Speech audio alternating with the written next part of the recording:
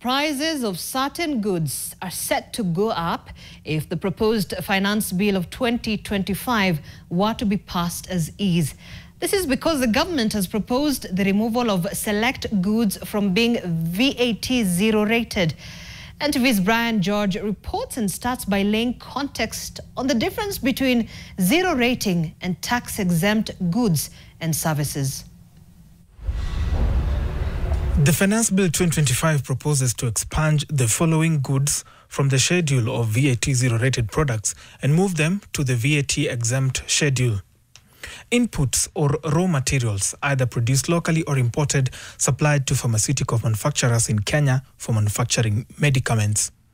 Transportation of sugarcane from farms to milling factories, the supply of locally assembled and manufactured mobile phones, the supply of electric bicycles, the supply of solar and lithium-ion batteries, and inputs on raw materials locally purchased or imported for the manufacture of animal feeds.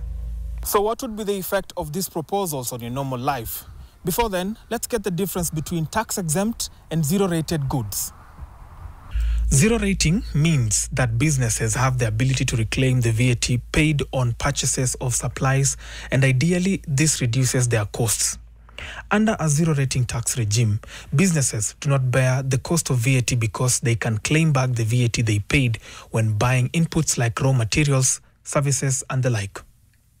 On the other hand, tax-exempt goods are items or services that are not subject to VAT, but with a key difference from zero-rated goods that businesses cannot reclaim any VAT they paid on inputs used to produce or distribute these goods. The similarity is that in both regimes, no VAT is charged on the consumer. The effect is that the removal of the products from zero rating means that the foregone VAT refunds by businesses will likely be passed to the consumer. The inference is that the tax becomes a cost to the businesses, which they will pass on to the consumer by increasing prices, making goods more expensive. Likewise, the spirits of undenatured extra neutral alcohol of alcoholic strength exceeding 90%, commonly known as extra neutral alcohol ENA, or rectified spirits, purchased by licensed manufacturers of spirituous beverages, have been slapped with a 500 shillings excise duty per imported litre. The effect is that the cost of producing local spirits will rise, especially if manufacturers can't source ENA locally at competitive prices. Finally, a 25% excess duty has been proposed on imported eggs, potatoes, and onions. This will have a positive effect on the prices of these consumer goods to Kenyans and equally to businesses in the East Africa community accessing the Kenyan market.